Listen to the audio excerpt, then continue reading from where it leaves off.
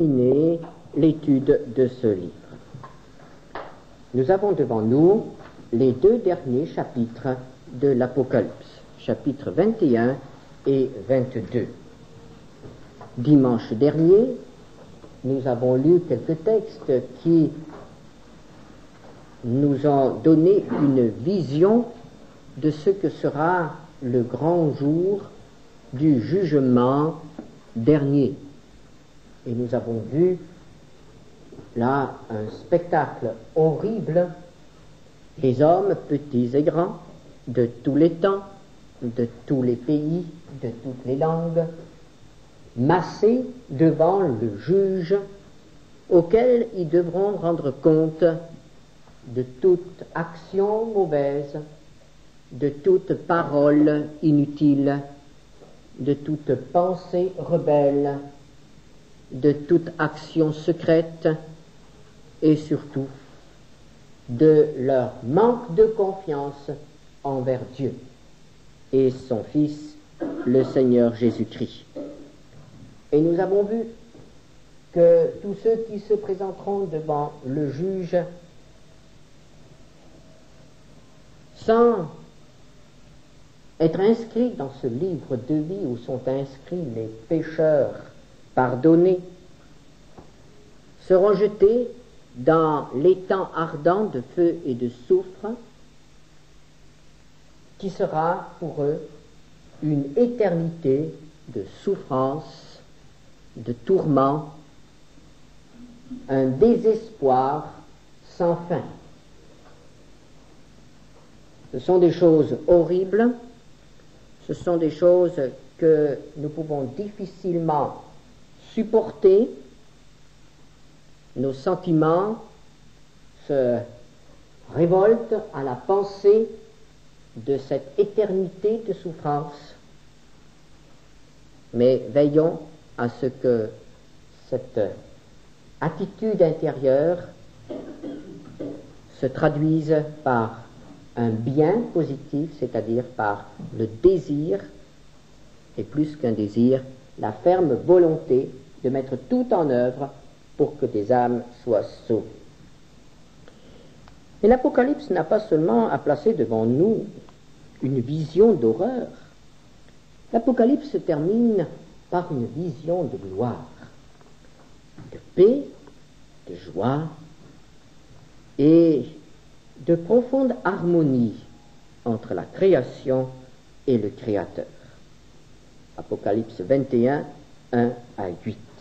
Puis je vis un nouveau ciel et une nouvelle terre, car le premier ciel et la première terre avaient disparu et la mer n'était plus.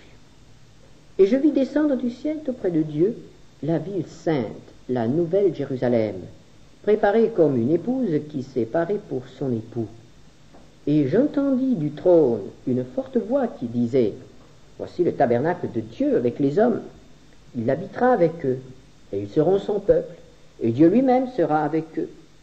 Il essuiera toute larme de leurs yeux, et la mort ne sera plus, et il n'y aura plus ni deuil, ni cri, ni douleur, car les premières choses ont disparu. Et celui qui était assis sur le trône dit: voici, je fais toutes choses nouvelles. Et il dit: écris, car ces paroles sont certaines et véritables. Et il me dit: c'est fait. Je suis l'alpha et l'oméga, le commencement et la fin.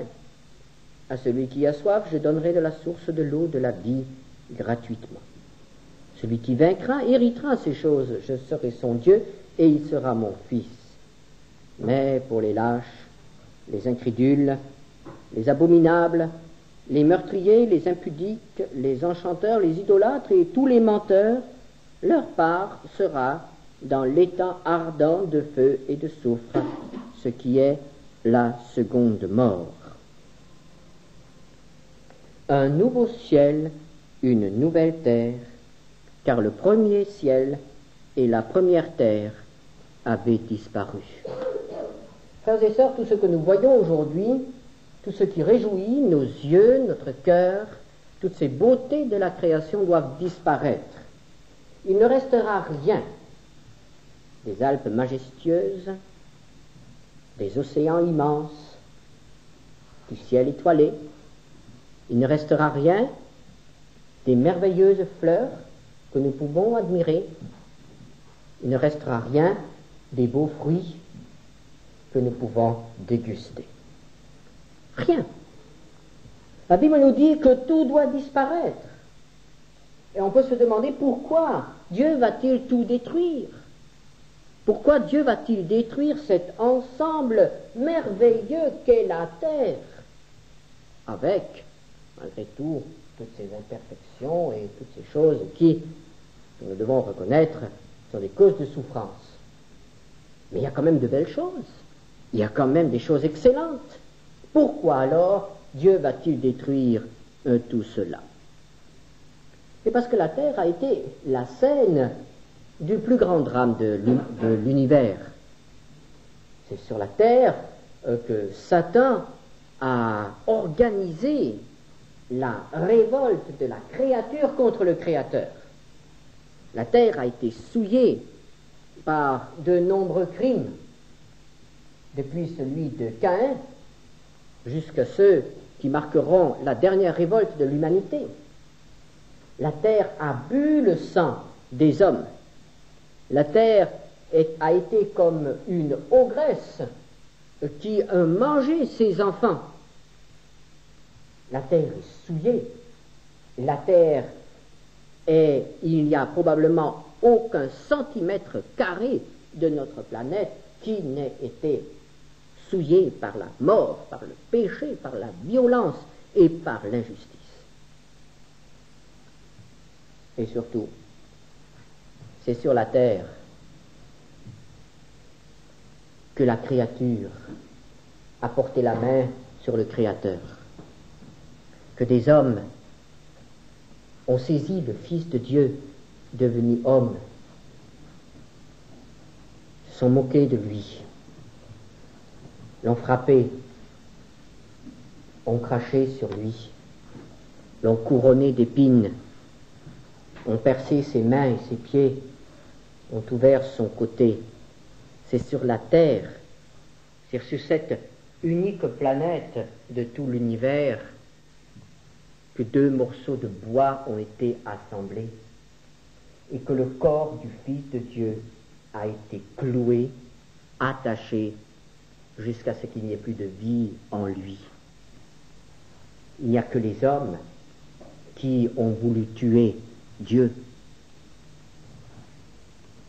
Et ils ont cru y réussir le jour où Jésus a été crucifié. C'est cette terre qui a été le théâtre, la scène sur laquelle s'est déroulé ce crime affreux, le crime de l'homme contre Dieu. Et c'est pourquoi cette terre doit disparaître. Dieu avait donné un avertissement déjà dans l'histoire de l'humanité. Lorsque le péché des hommes était devenu si grand qu'il avait fallu purifier la terre, Dieu avait envoyé l'eau pour laver cette terre et pour effacer toute trace d'une génération corrompue. Mais la Bible nous dit que cette fois-ci, ce ne sera plus l'eau, mais ce sera le feu. 2 Pierre 3, versets 10 à 12. Le jour du Seigneur viendra comme un voleur. En ce jour, les cieux passeront avec fracas, les éléments embrasés se dissoudront et la terre, avec les œuvres qu'elle renferme, sera consumée. Puisque donc toutes ces choses doivent se dissoudre, quelle ne doit pas être la sainteté de votre conduite et votre piété, tandis que vous attendez et hâtez l'avènement du jour de Dieu, à cause duquel les cieux enflammés se dissoudront et les éléments embrasés se fondront. Une destruction totale, une destruction par le feu, et on peut même dire que ce sera une destruction qui sera une désintégration, une formidable explosion atomique.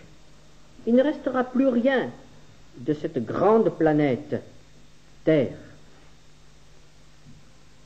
Il ne restera plus rien, plus aucune trace de la méchanceté et de l'injustice des hommes. et alors Dieu créera quelque chose de nouveau. Et l'apôtre Jean voit cette création nouvelle. Puis je vis un nouveau ciel. Et nous ne pouvons pas nous représenter ce que sera ce nouveau ciel. Il y aura certainement toute une restructuration cosmique. L'univers sera modifié. Certaines choses seront changées. Un ciel nouveau sera présenté. Et l'apôtre poursuit, et une nouvelle terre. Et cette nouvelle terre était déjà annoncée par les prophètes d'autrefois. Ésaïe 65, verset 17. Le prophète nous dit de la part de Dieu, je vais créer de nouveaux cieux et une nouvelle terre. On ne se rappellera plus les choses passées, elles ne reviendront plus à l'esprit. Quelque chose d'entièrement nouveau, quelque chose qui remplacera entièrement tout ce qui a été l'histoire de la terre jusqu'à présent. On ne se rappellera plus le passé. Il n'y aura plus rien qui sera pris de l'ancienne terre pour reconstituer la nouvelle terre. En tout cas, plus rien de ce que les hommes avaient fait. Plus rien. Et ce doit être une image aussi pour notre vie. Toutes nos difficultés, frères et sœurs, viennent de ce que nous voulons récupérer les choses de notre vie ancienne et les intégrer dans la vie nouvelle que Dieu nous donne en Jésus-Christ et par son Esprit. Il faut que nous soyons absolument conscients que tout ce qui appartient à notre passé pécheur, à notre passé rebelle, doit être écarté. Il n'y a d'épanouissement dans la vie nouvelle que dans la mesure où les choses anciennes ont réellement disparu. Et Dieu fera ainsi pour l'univers. Il fera disparaître ce qui appartient au passé. Au verset 5, il dit « Je fais toutes choses nouvelles ».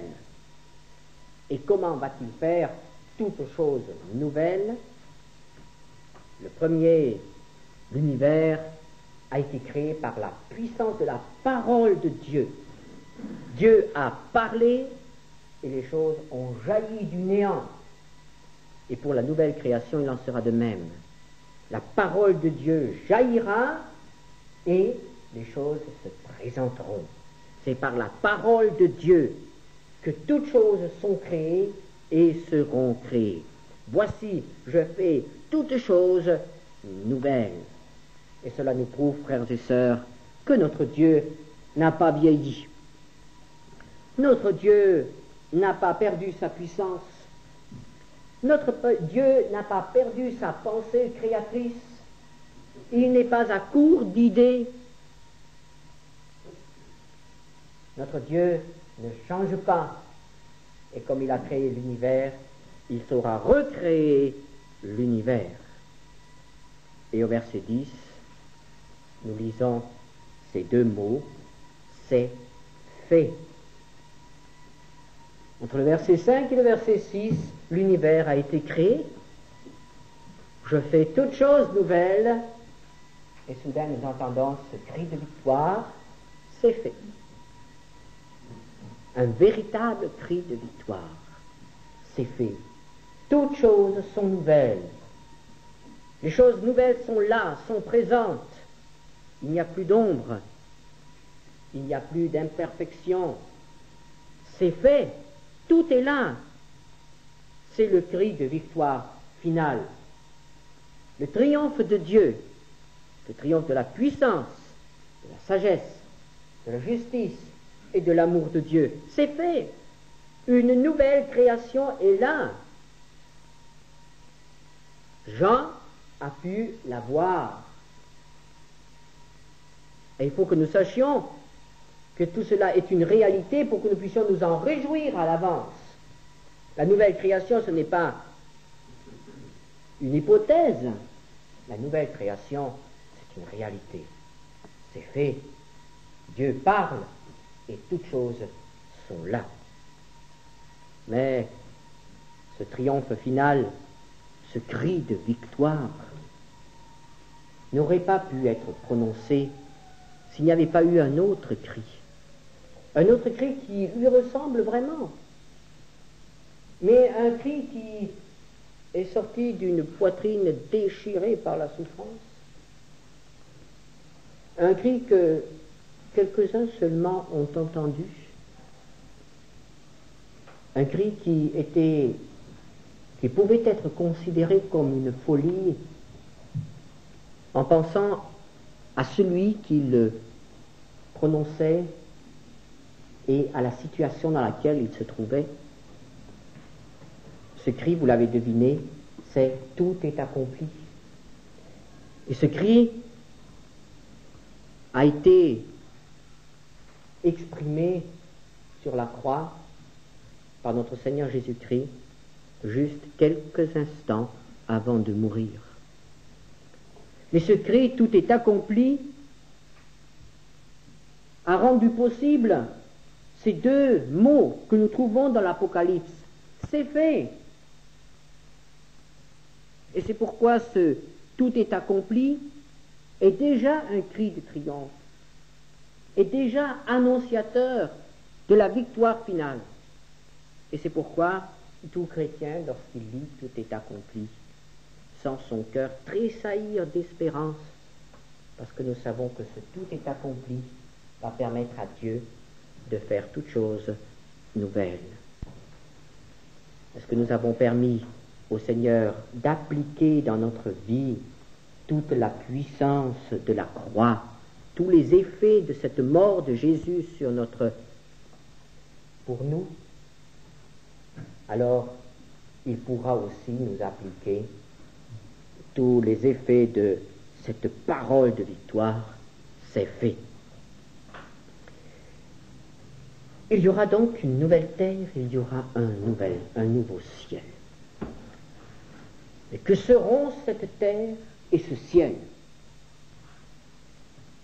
Eh bien, en lisant l'Apocalypse, nous découvrons qu'au fond, elle ne nous dit pas grand-chose sur la nouvelle création. Et nous restons sur notre faim. Nous aimerions bien savoir ce qui se passera sur cette nouvelle terre. Comment sera la vie? Et qu'est-ce qui s'y trouvera? Mais non, rien ne nous est dit, ou pas grand-chose. Nous voyons tout d'abord que cette nouvelle terre est organisée autour d'un centre. Et ce centre est une ville. Et nous comprenons que cette ville va être la capitale de l'humanité, de la nouvelle terre. Et voici ce que nous dit l'apôtre concernant cette capitale de la nouvelle terre. Apocalypse 21, versets 9 à 18. Puis, un des 7 anges qui tenait les 7 coupes remplies des 7 derniers fléaux vint, et il m'adressa la parole en disant « Viens, je te montrerai l'épouse, la femme de l'agneau. » Et il me transporta en esprit sur une grande et haute montagne, et il me montra la ville sainte, Jérusalem, qui descendait du ciel d'auprès de Dieu, ayant la gloire de Dieu. Son éclat était semblable à celui d'une pierre très précieuse, d'une pierre de jaspe transparente comme du cristal. Elle avait une grande et haute muraille, elle avait 12 portes, et sur les portes 12 anges, et des noms écrits, ceux des 12 tribus des fils d'Israël. À l'Orient, 3 portes, au nord 3 portes, au midi 3 portes, et à l'Occident 3 portes. La muraille de la ville avait 12 fondements, et sur eux les 12 noms des 12 apôtres de l'agneau. Celui qui me parlait avait pour mesure un roseau d'or, afin de mesurer la ville, ses portes et sa muraille. La ville avait la forme d'un carré, et sa longueur était égale à sa largeur. Il mesura la ville avec le roseau et le trouva 12 000 stades. La longueur, la largeur et la hauteur en étaient égales. Il mesura la muraille et trouva 144 coudées, mesure d'homme qui était celle de l'ange.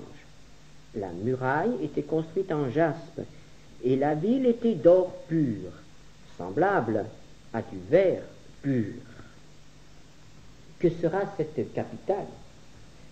Cette capitale sera quelque chose qui sera totalement différent de tout ce que nous pouvons imaginer. En effet, nous ne pouvons pas actuellement imaginer une ville ayant ces dimensions. Je ne sais pas si vous avez fait un petit calcul. Les sportifs savent que le stade équivaut à 180 mètres. Déjà à cette époque-là. Alors faites un petit calcul, nous arrivons à 2160 km.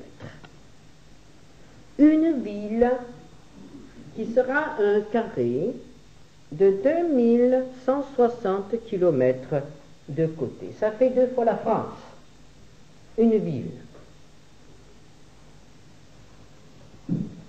Ce qui nous étonne, c'est que nous trouvons là un petit mot qui nous dit que la largeur, la longueur et la hauteur seront égales. Il ne s'agit donc pas d'un carré, mais il s'agit d'un cube. Et alors nous arrivons à un cube qui aurait 2000 km de côté. 2160 km de largeur, de longueur et de hauteur. Ça dépasse les 8 km de notre petit Everest. 2000 km. Ça dépasse les 240 km de tous les Spoutnik, Soyouz et Apollo qui se promènent dans l'espace. Et pourtant, ces gens-là se trouvent déjà bien loin de la Terre, à 240 km. La ville aura 2000 km de haut. En admettant que le stade ne corresponde pas à 180 mètres, nous pouvons quand même dire que le fait que la ville soit un cube montre déjà que nos mesures et notre sens des dimensions seront absolument transformés. La vie ne sera absolument plus la même. La ville sera un cube. Avez-vous remarqué aussi les matériaux qui seront prédominants dans cette ville? Eh bien, il y a un matériau qui sera là, et il semble qu'il n'y en aura pas beaucoup d'autres, ce sera l'or pur.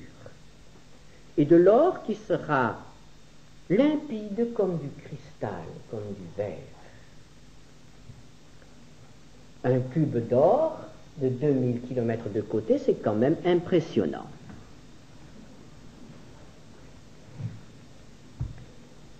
Notre sens des valeurs sera donc différent. Aujourd'hui, on pèse l'or au gramme et au milligramme. Il semble que dans ce monde nouveau, l'or n'aura plus la rareté que nous lui connaissons aujourd'hui. Et il y aura des pierres précieuses. Il y aura différentes pierres précieuses qui serviront en quelque sorte d'ornement à l'or. Ce seront des pierres qui seront incrustées dans l'or. Il y aura aussi des portes, 12 portes. Et là, nous comprenons bien que tout est de nouveau tellement différent. Comment imaginer seulement 3 portes sur un côté de 2000 km? 3 portes, mais qui seront quand même chacune une seule perle. Il faudra voir ça. Une seule perle. C'est-à-dire que ces portes seront là, mais la Bible nous dit qu'elles seront ouvertes. Elles ne serviront à rien. Ce sera un souvenir, un ornement. Et si nous regardons la muraille, cette ville sera entourée d'une muraille. Alors, évidemment, nous voyons que cette muraille sera quand même assez haute. Elle aura 72 mètres de haut environ. C'est une haute muraille. Mais comparons cette muraille avec la hauteur de la ville. 70 mètres et 2160 kilomètres. Par comparaison, cette muraille sera inexistante. Elle sera aussi symbolique. Elle sera semblable à un fil que l'on place autour d'un immeuble. On la verra presque pas. Nous comprenons bien qu'il s'agit là de choses différentes. Et nous ne pouvons pas trop nous attacher à la description matérielle qui est donnée par l'Apocalypse. Nous comprenons que, au-delà de ce cube, au-delà de ces portes, de cette muraille, il y a une signification spirituelle. En réalité, la ville sera une entité, sera quelque chose de spirituel. Et c'est ce que l'ange nous fait comprendre lorsqu'il dit au verset 9, « Je te montrerai l'épouse, la femme de l'agneau. » Or, l'agneau, nous savons qu'il s'agit de Jésus-Christ. Et nous ne pouvons pas nous représenter que Jésus-Christ veuille s'unir à une ville, à un cube, même s'il est en or. Jésus a été une personne, le Fils de Dieu est encore aujourd'hui une personne, et il ne peut y avoir communion qu'entre des personnes. Cette épouse de Christ, cette femme de l'agneau, est en réalité l'Église. Nous le savons par la parole de Dieu. Mais il semble bien que ce ne soit pas seulement l'Église, mais que ce soit l'ensemble des rachetés, car nous trouvons dans cette ville le souvenir d'Israël avec les 12 tribus, et nous avons aussi l'Église avec le nom des 12 apôtres. Et ainsi, nous pouvons comprendre que cette ville glorieuse, est en réalité l'Église. Cette ville sera le cœur de la nouvelle création. Il ne faut pas penser qu'il n'y aura qu'un grand cube, car il est dit que cette ville sera sur une montagne. Et cette montagne fera partie d'une planète qui s'appellera la Terre, une planète qui est recréée. Et il y aura une nouvelle humanité. Chapitre 21, versets 24-27. Les nations, il ne s'agit donc pas là de l'épouse, les nations marcheront à sa lumière, et les rois de la terre y apporteront leur gloire. Ces portes ne se fermeront point de jour, car il n'y aura point de nuit. On y apportera la gloire et l'honneur des nations. Il n'entrera chez elles rien de souillé, ni personne qui se livre à l'abomination et au mensonge. Il n'entrera que ceux qui sont écrits dans le livre de vie de l'agneau. Ainsi, cette ville sera réellement la capitale de l'humanité nouvelle. Et il y aura dans cette ville ceux qui font partie de l'Église, et en dehors de la ville vivront ce que la Bible appelle les nations. D'où vient la gloire et d'où vient l'importance de cette ville? Pas d'elle-même. Tout n'est que le reflet de Dieu. Et la Bible nous dit que Dieu sera présent dans cette ville. Lorsque l'ange présente Jérusalem à l'apôtre Jean, il dit, chapitre 21, verset 3, « Voici le tabernacle de Dieu avec les hommes. » Dans le désert, Dieu a donné à Moïse l'ordre de dresser une tente Et il a dit, ce sera mon tabernacle, ce sera ma maison, le signe visible de ma présence.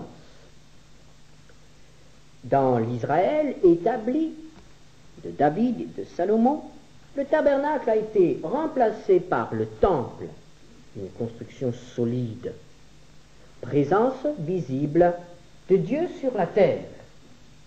Pendant le millénium, il y aura de nouveau un temple, et Christ y sera assis, présence visible de Dieu sur la terre. Et dans le monde à nouveau, il y aura de nouveau un tabernacle. Un tabernacle qui ne sera pas une maison, mais qui sera une ville. Cette fameuse Jérusalem qui nous est présentée ici, cette ville immense que nous voyons apparaître au sommet de la montagne. Il n'y aura plus de temple, la ville elle-même sera un temple. Et toute l'humanité pourra porter le regard vers ce temple, vers cette ville où Dieu, donc son Créateur, habitera. Verset 22. Je ne vis point de temple dans la ville, car le Seigneur Dieu Tout-Puissant est son temple, ainsi que l'agneau. Et là nous comprenons qu'il y a un changement dans les relations entre l'homme et Dieu. Le temple, qui était le gage de l'amour de Dieu, le signe visible de la présence de Dieu sur la terre, le temple était quand même toujours un rappel de la séparation qui existe entre Dieu et l'homme. Et vous savez que le temple avait des portes, le temple avait un voile, et on ne pouvait pas entrer impunément jusqu'au lieu très saint où était le trône de Dieu. Eh bien, ce temple, qui rappelle en même temps la séparation qui existe entre Dieu et l'homme, aura disparu. Il n'y aura plus de séparation entre Dieu et ceux qui habiteront dans la ville. Il n'y aura plus de temple, il n'y aura plus de voile, il n'y aura plus de porte entre Dieu et l'homme. Et ceci est confirmé un peu plus loin, au chapitre 22, verset 3. Ses serviteurs le serviront et verront sa face. Ce qu'aucun homme ne peut oser espérer se réalisera en ce jour-là. Nous verrons sa face. Et nous pourrons contempler la face de Dieu. Il n'y aura plus de séparation. Et évidemment, la présence de Dieu sur terre sera une source de vie pour toute la terre. Le verset 1er du chapitre 22 nous parle de cette source de vie qui se répandra sur la terre.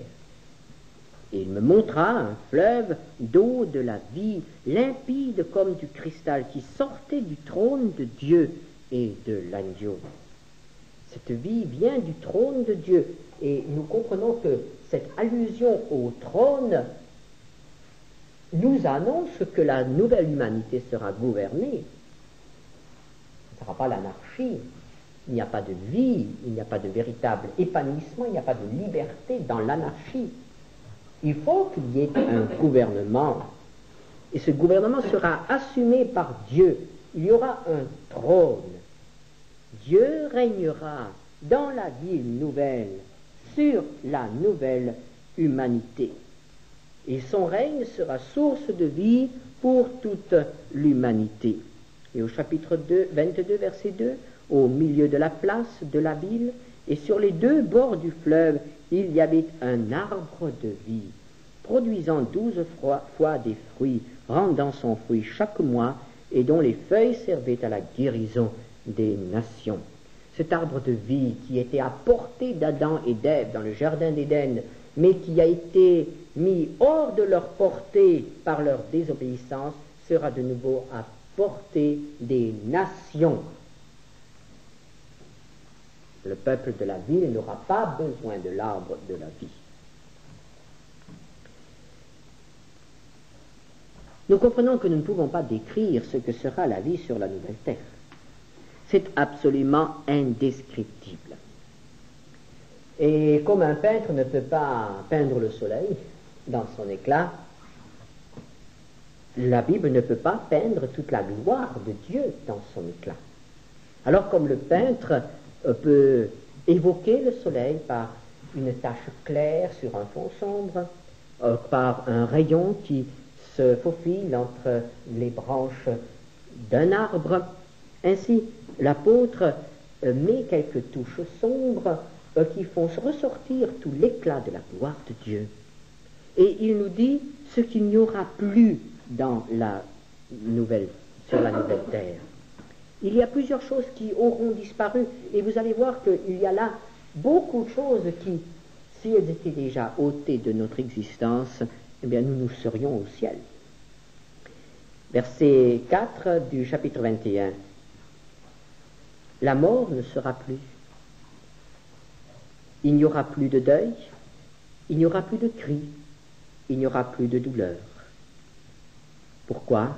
Car les premières choses ont disparu. Tout ce qui fait pleurer aujourd'hui, tout ce qui fait souffrir, tout ce qui fait crier, tout ce qui fait mourir, tout cela aura disparu. Au verset 25, il n'y aura point de nuit. Et dans la Bible, le mot nuit est employé pour les puissances des ténèbres. Il n'y aura plus ces puissances de ténèbres qui viennent assaillir et tourmenter l'humanité. Verset 27. Il n'entrera chez elle rien de souillé, ni personne qui se livre à l'abomination et au mensonge. Il n'y aura plus de souillure. Il n'y aura plus de saleté. Il n'y aura plus de pollution matérielle ou morale ou spirituelle. Il n'y aura plus de mensonges. Tout sera vrai, tout sera droit, tout sera limpide dans la ville de Dieu. Au verset 3 du chapitre 22, il n'y aura plus d'anathème, c'est-à-dire il n'y aura plus de malédiction. Plus personne ne sera rejeté, plus personne ne sera méprisé, plus personne ne sera bafoué, incompris. Il n'y aura plus d'anathème. Voilà ce que sera le ciel. Le ciel sera l'absence de toutes ces choses qui nous font souffrir aujourd'hui. L'absence de toutes ces choses qui provoquent la haine entre les classes sociales et entre les races, entre les peuples. L'absence de toutes ces choses qui déchirent nos familles. Le ciel, ce sera une vie nouvelle. Et ce sera surtout la présence de Dieu. Chapitre 22, verset 3, ils verront sa face. Le plus beau palais, la plus belle terre, ne serait rien si Dieu n'était pas présent.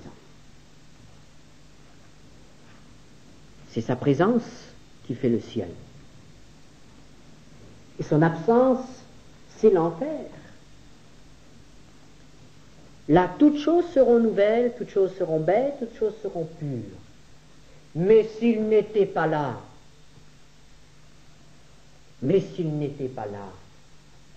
tout serait vide, tout serait froid, tout serait mort.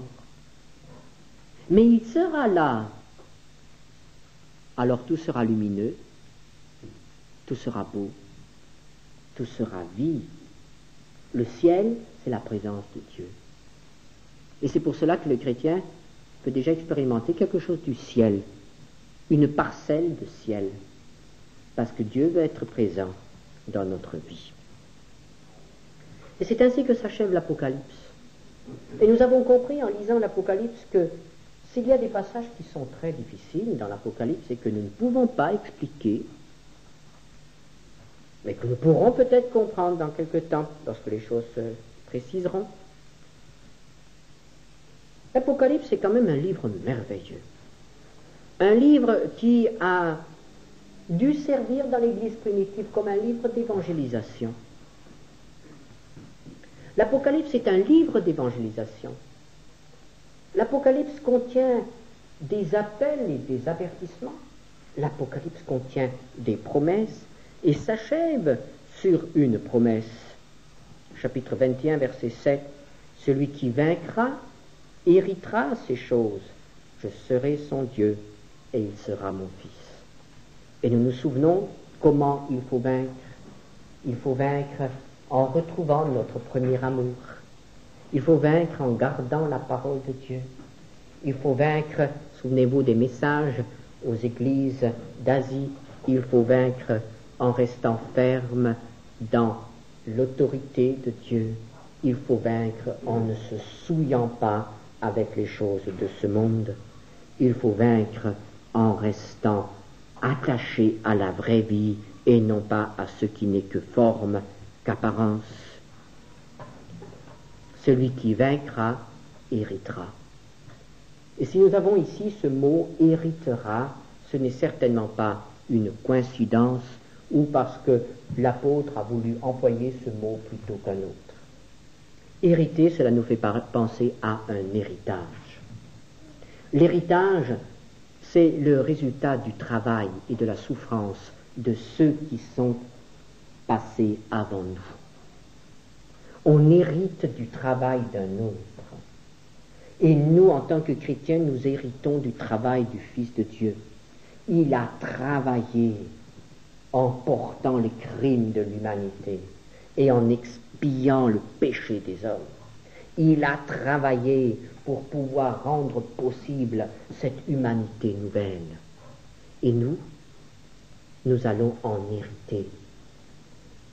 Il a travaillé et nous allons recevoir gratuitement le fruit de son travail. L'héritage est gratuit. Et là, nous voyons dans l'Apocalypse qu'il continue à donner gratuitement. Chapitre 21, verset 6, « Celui qui a soif, je donnerai de la source de l'eau de la vie gratuitement. » Nous n'avons rien à payer pour avoir part à la ville nouvelle. Et cette invitation est encore valable aujourd'hui. L'Apocalypse se termine par cette invitation, chapitre 22, verset 17. Et l'Esprit et l'Épouse disent « Viens !» Et que celui qui entend dise « Viens !» Et que celui qui a soif vienne. Que celui qui veut prenne de l'eau de la vie gratuitement. Oh, s'il y a ce matin quelqu'un parmi nous qui n'est pas certain d'avoir part au monde nouveau, à cette cité de Dieu, à cette vie éternelle, alors ce matin, au nom du Seigneur, nous pouvons dire « Viens !» Et dans votre cœur, le Saint-Esprit vous dit « Oui, viens, viens, et prends, c'est gratuit, c'est à ta disposition, c'est un héritage, il a travaillé pour toi. » Une merveilleuse promesse, une invitation, mais aussi des avertissements. Et l'Apocalypse, jusque dans ses dernières lignes, renouvelle des avertissements. Et quels sont ces avertissements? Chapitre 22, verset 11. Que celui qui est injuste soit encore injuste. Que celui qui est souillé se souille encore. Et que le juste pratique encore la justice. Et que celui qui est saint se sanctifie encore. Et nous prendrons les avertissements pour les enfants de Dieu. Que celui qui est juste se justifie, pratique encore la justice, et que celui qui est saint se sanctifie encore. Il n'y a pas de vacances pour la sanctification. La sanctification doit se poursuivre, l'effort doit se poursuivre dans notre vie. Il faut que nous achevions ce que Dieu veut voir achevé dans notre vie. Mais il y a aussi l'avertissement à ceux qui refusent. Chapitre 22, verset 15. Dehors, les chiens, les enchanteurs, les impudiques, les meurtriers, les idolâtres, et quiconque aime et pratique le mensonge. Pour eux, il n'y a point de place dans la création nouvelle, dehors. Là où l'on jette les ordures, là où l'on jette ce qui est devenu inutile, ce qui est corrompu, ce qu'on ne peut plus utiliser, dehors.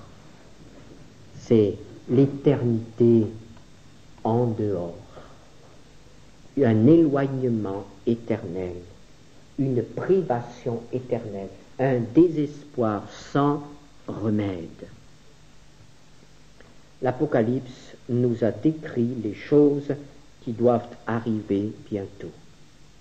Non pour exciter notre curiosité ou la satisfaire, mais pour nous avertir et nous aider à progresser, et si nous ne le sommes pas encore, pour nous arracher à ce monde qui se